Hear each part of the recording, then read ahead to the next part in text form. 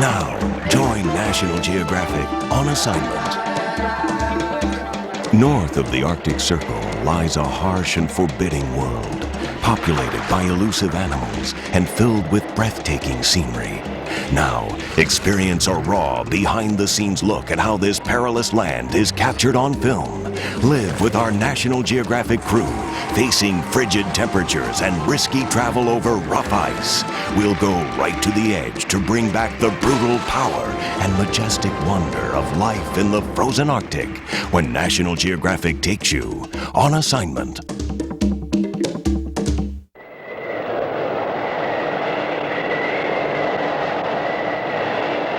Working in the Arctic is as close to working on another planet as I could imagine.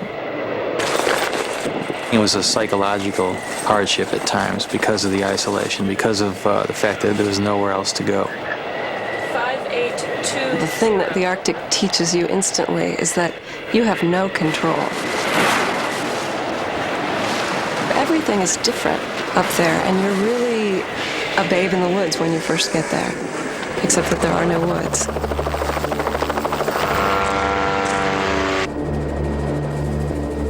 This is Canada's Lancaster Sound, 500 miles north of the Arctic Circle. It's one of the harshest places on Earth. But as the summer sun moves north and touches the frozen sea, this perilous world plays host to some of Earth's most elusive animals. And to capture them on film means going right to the edge.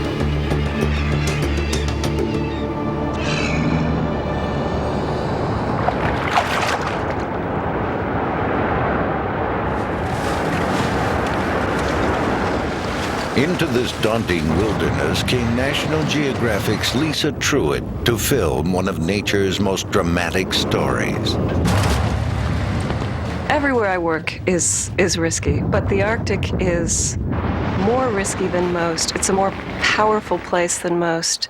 It's more unpredictable. So I knew there was always a chance that the best laid plans could go completely awry and we could come back sort of empty-handed. So for this film, I needed the best crew in the business, people you could count on when you couldn't count on the Arctic.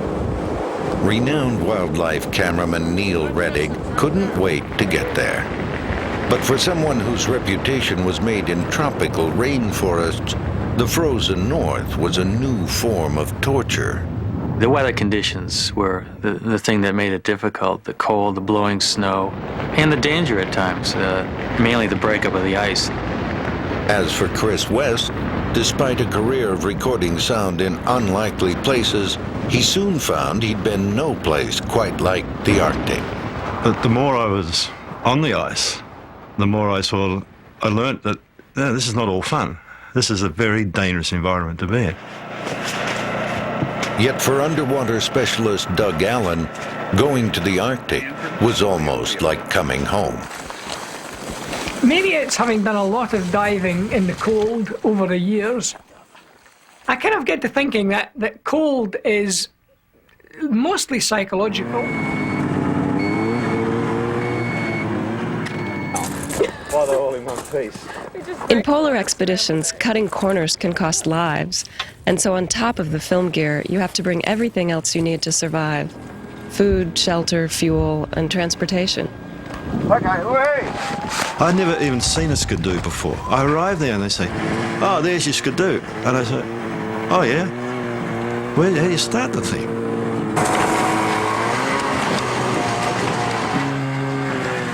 The animals are at the edge, far out across the ice. To get there, the crew will have to traverse the only surface that shields them from the frigid sea. Miles of ridges, cracks, and frozen plain. Cameras, the sound recording equipment was put through an unbelievable amount of punishment.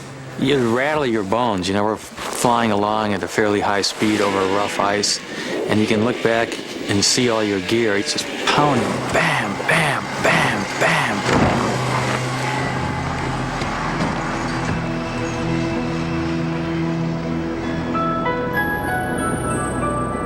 It never gets dark during the seasons that we were there.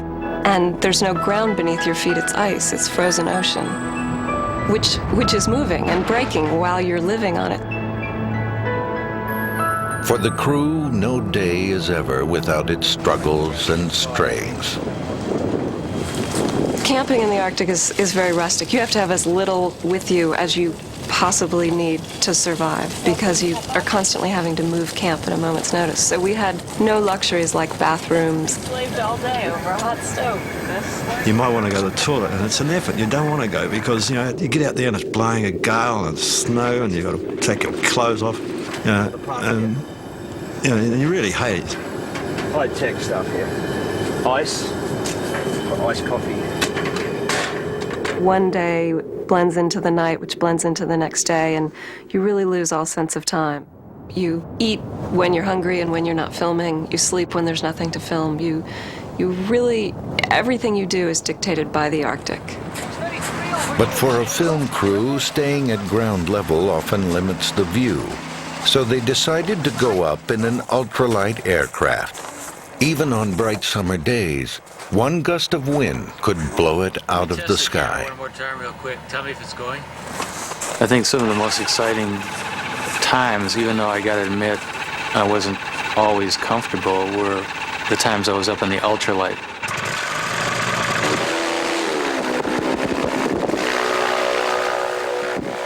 I mean, it was a real kind of a rush. I mean, Glenn was quite a good pilot.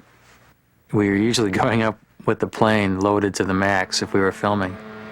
And I can just remember the kind of anxious times when the plane is careening down the ice, and he would sort of tweak it just at the right moment when the skis hit a bump, and it would kind of vault us into the air.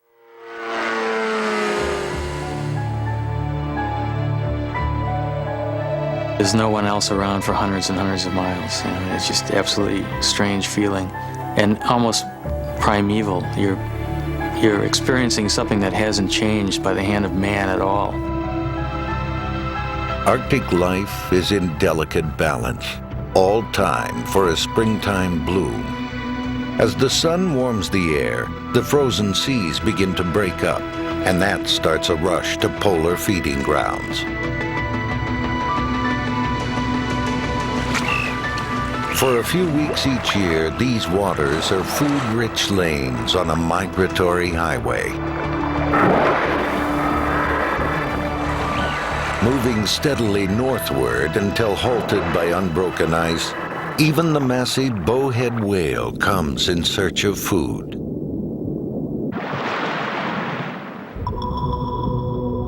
Beneath the ice cover lies a seasonal bounty.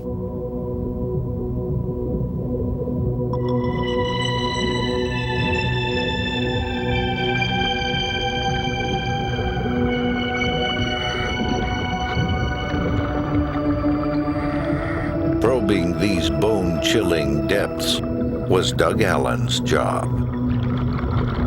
And suddenly, from all this sort of crazy maelstrom of sound and snow up above, you suddenly go into this completely peaceful, weightless world. So it's like kind of slipping into a darkened room, if you will. Tropical colors and remarkable life forms thrive in the cold Arctic waters. So that you have this feeling of immense distance and space underneath the ice. And everything is just different shades of blue. Where ice meets open sea is the best place to find marine mammals. And Doug hit the jackpot when the belugas arrived.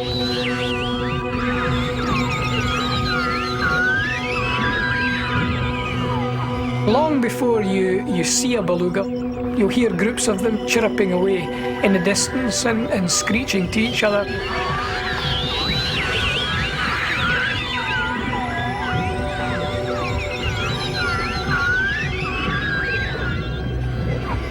They were like, these bodybuilder guys that get themselves all puffed up and ripped up just to do their display. They looked absolutely stunning. They were just pure muscle.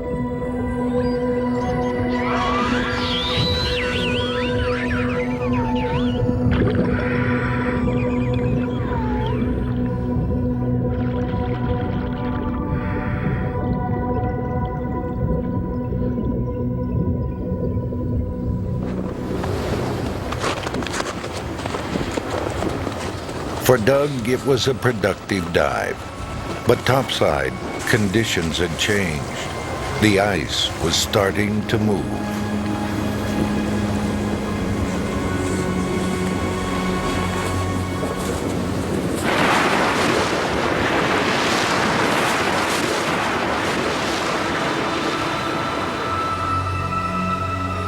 Tremendous forces were at work on the ice edge, cracking and splitting it apart. The Inuit guides, drawing on generations of know-how, watched closely for signs of impending trouble.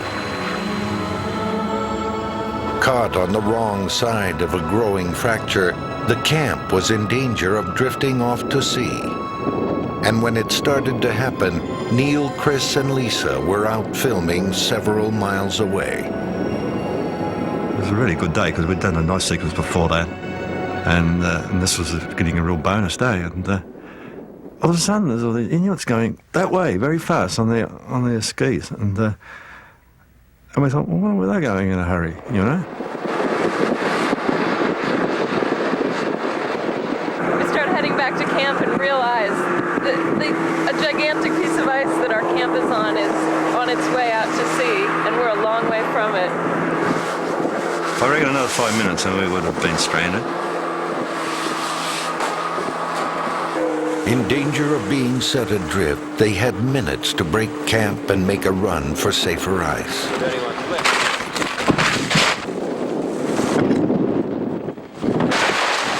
The danger is that when a slab of ice the size of Cleveland starts floating away, you can't feel it.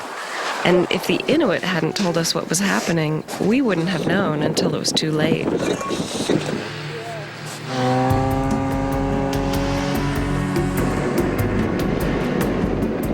Facing an ever-widening crack with only minutes to spare, the Inuit towed crew and gear across to safety on makeshift rafts of ice.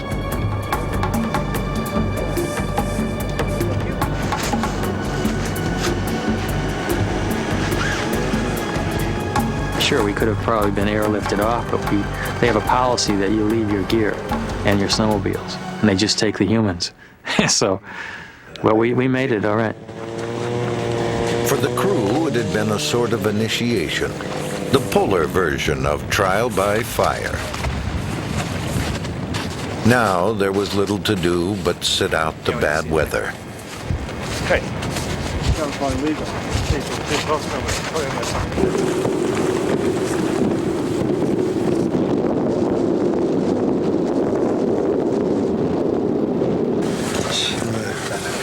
Not much filming going to be done today, old chap.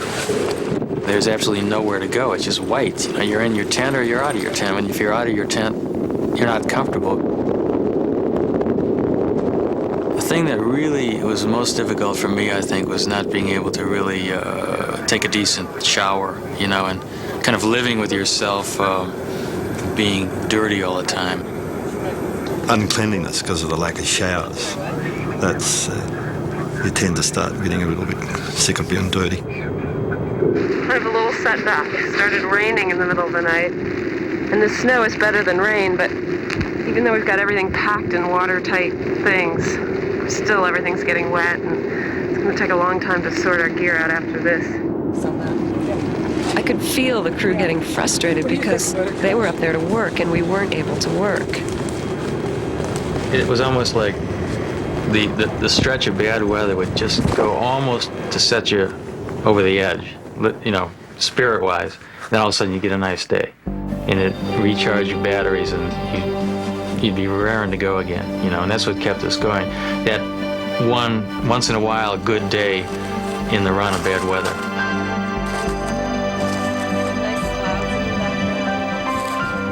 With the Arctic again at its pristine best, the legendary narwhals appeared.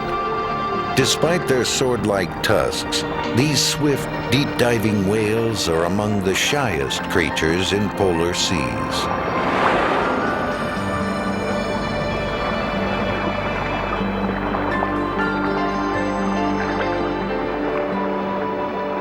I think West wore one pair of underwear for 4 weeks.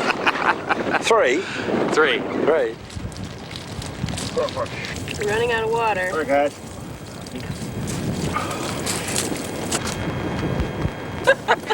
How do I look?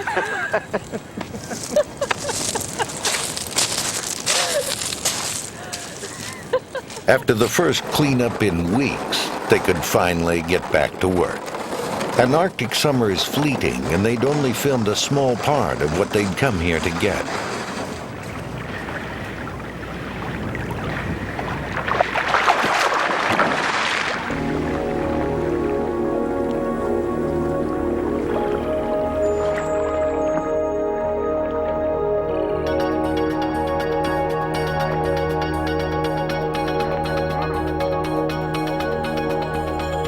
Seabirds ply these waters in great numbers. And when thick-billed murres arrived, Doug rigged a remote underwater camera to capture their dives on tape.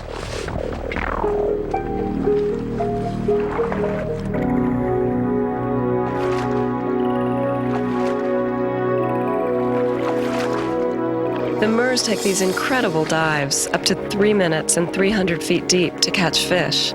They're like the penguins of the Arctic. So we just positioned the camera where they were diving, and then we could sit back and watch the action on a monitor nearby.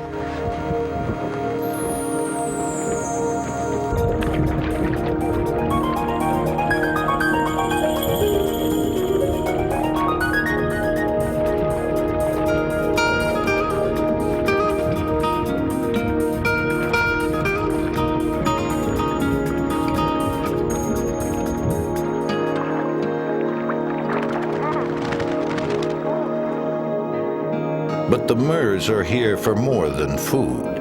They head to a lonely island in the middle of Lancaster Sound, where they nest and breed by the hundreds of thousands. I don't know, we're going over the edge again. With only weeks to go before a short summer's end, Neil and Chris followed them to Prince Leopold Island. A bleak, desolate place of steep cliffs and ledges where Arctic weather is often at its worst.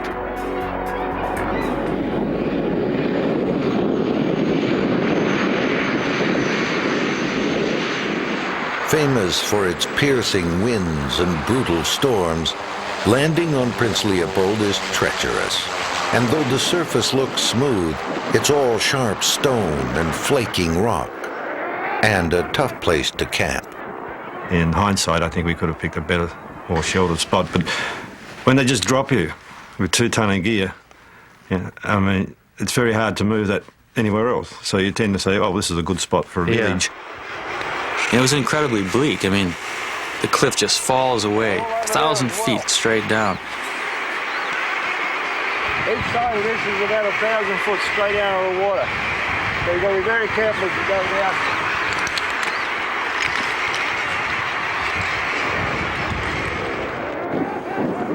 We had a couple of days of good weather when we first arrived. The first 2 days were really pleasant, to the point where we thought, wow, this is going to be really a piece of cake. You know, it's going to be ideal for filming and everything. And then it just went downhill after that. Held captive in their tents by high winds, freezing rain, and snow, it was a psychological test as tough as any they'd known.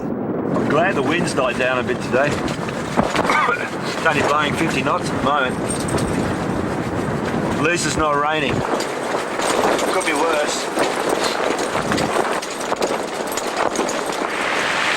Right, who says it doesn't rain in the Arctic? Who says it doesn't rain in the Arctic?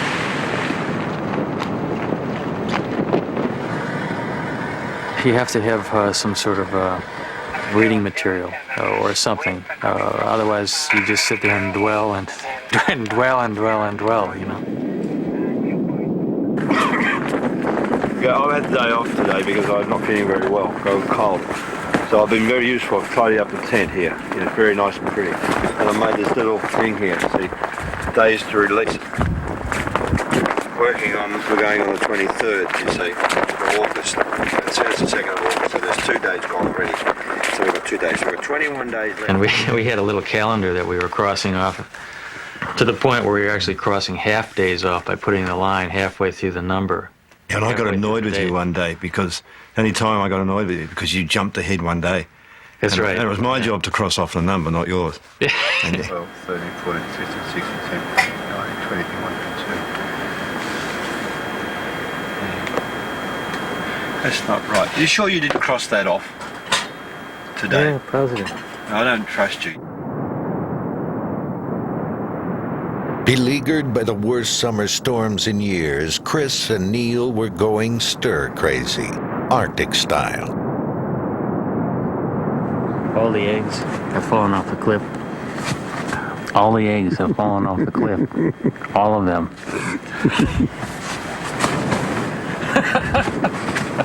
That's about all we've done on the weather at the moment, apart from it's about 5 degrees over. No traffic, but I think Lisa's going to contact us at 8 o'clock or 2000 hours, over.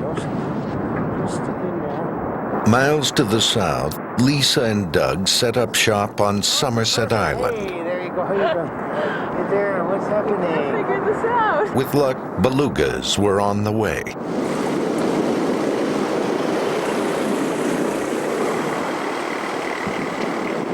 We built a tower in an inlet where the belugas come every summer. They're there to molt, and they literally swim right into the shallows to rub their old skin off on the rocks.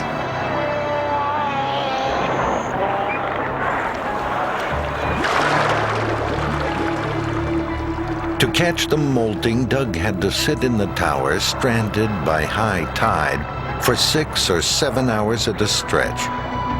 It was cold and cramped, but the payoff was spectacular.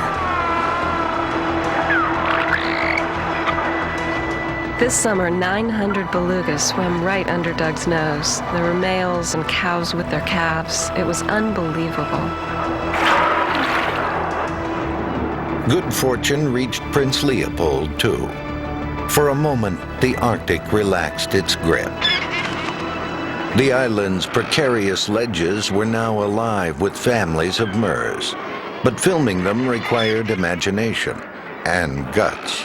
The height of the cliff was a big problem. It's because it was dangerous. And the makeup of the cliff is it's very crumbly. You can't climb it at all. The wind literally would buffet you, and it threatened to actually blow you right off the cliff. And of course, you're not going to survive falling 1,000 feet. So we're talking about this 200-pound apparatus that we had to set up right on the edge of the cliff with these rocks that are flaking away. And to get the shot, we wanted to actually sweep the camera out with a wide-angle lens to sort of give you a bird's eye view of what it looked like, to look straight down.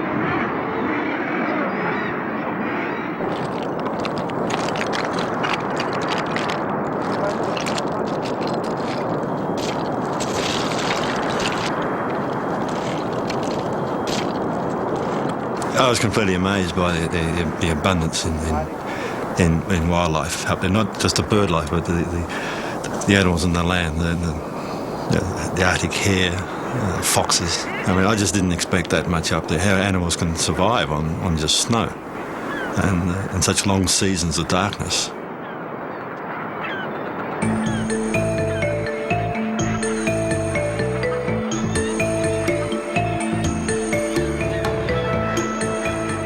In the waning days of an Arctic summer, they were rewarded with extraordinary scenes, including a lone Arctic fox hunting a cliffside meal.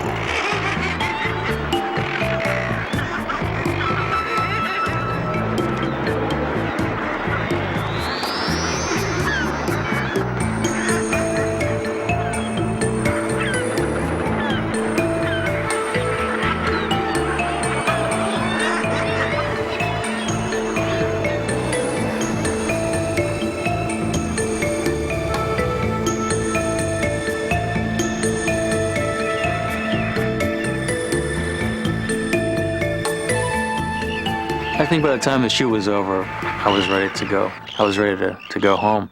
Right, but the plane came and we loaded it up and he had to do 2 trips. And he said, I can only take one person the first flight. And I said, that'll be. He was in that plane like a weasel into a chicken. Well, Over over 2 years, Truett and her team captured scenes of the Arctic that had never been filmed before. And they had done it all by living life at the edge. I think you can live up there with half your life and learn something every day. There's nothing can actually compare with actually being there at the time. I kind of miss it, and I think I would definitely go back. The Arctic will stick with me forever. It's a place of harshness and power, and yet of incredible beauty. It inspires great respect and humility. You just can't help but come back changed.